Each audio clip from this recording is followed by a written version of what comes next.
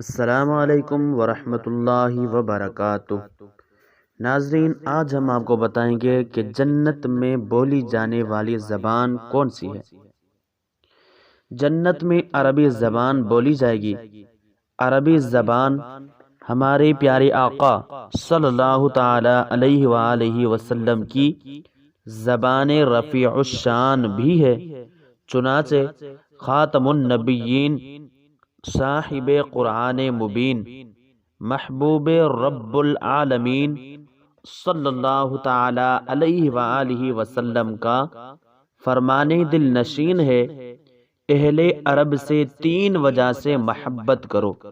Number 1، میں عربی ہوں۔ نمبر 2، قرآن مجید عربی میں ہے۔